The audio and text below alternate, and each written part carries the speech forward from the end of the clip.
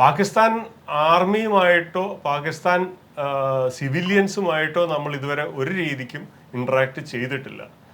Pakistan army ഇതിന്റെ ഉത്തരവാദിത്തം ഏറ്റെടുത്ത് തിരിച്ചടിക്കാൻ ശ്രമിക്കുകയാണെന്നുണ്ടെങ്കിൽ അവർ അറിഞ്ഞുകൊണ്ട് തന്നെയാണ്, അല്ലെങ്കിൽ അവരുടെ ബാക്കിംഗ് കൊണ്ട് തന്നെയാണെന്ന് അന്താരാഷ്ട്ര കമ്മ്യൂണിറ്റിക്ക് അത് ബോധ്യപ്പെടും. അതുകൊണ്ട് തന്നെ പാകിസ്ഥാൻ മിണ്ടാതിരിക്കാനുള്ള ഒരു ഓപ്ഷനാണ് നമ്മളിപ്പോൾ കൊടുത്തിരിക്കുന്നത്.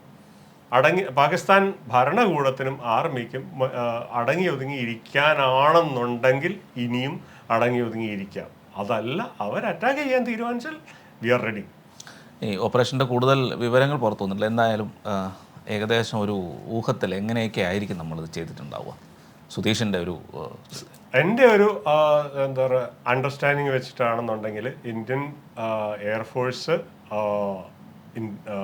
ഇന്ത്യൻ മെക്കനൈസ്ഡ് ഇൻഫൻട്രി, ഇവർ രണ്ട് പേരും തമ്മിൽ ഉള്ള ഇൻട്രാക്ഷൻ്റെ അവർ തമ്മിൽ കൂടി ആലോചിച്ചാണ് ഈ ഓപ്പറേഷൻ പ്ലാൻ ചെയ്തിരിക്കുന്നതും ടാർഗറ്റുകൾ ചൂസ് ചെയ്തിരിക്കുന്നതും എല്ലാം ഇവർ രണ്ടുപേരും കൂടി ആലോചിച്ചാണ്.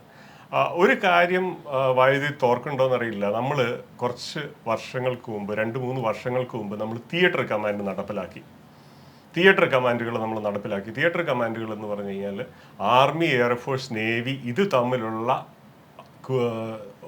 ഒരു ടീം പ്ലേ കൂടുതൽ എഫക്റ്റീവ് ആക്കാൻ വേണ്ടിയിട്ട് ഉള്ള ഒരു സംവിധാനമായിരുന്നു ഇന്ത്യൻ ഡിഫൻസ് ഫോഴ്സസിൻ്റെ തിയേറ്ററിക്കൽ കമാൻഡ്. ഇത് അതിൻ്റെ വളരെ നല്ല ഒരു പ്രായോഗികമായ ഒരു എക്സാമ്പിളാണ്.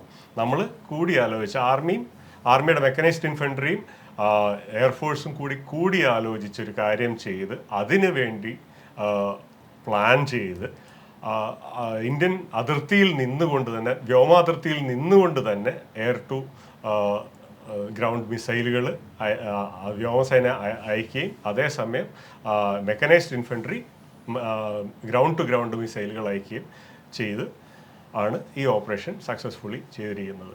9 ടാർഗറ്റുകളാണ് നമ്മൾ ചൂസ് ചെയ്തിരിക്കുന്നത്. ഓരോ ടാർഗറ്റിലും ഒന്നിലേറെ മിസൈൽ പല ഡയറക്ഷനിൽ നിന്ന് വന്നു എന്നാണ് ദൃക്സാക്ഷികൾ പറയുന്നത്.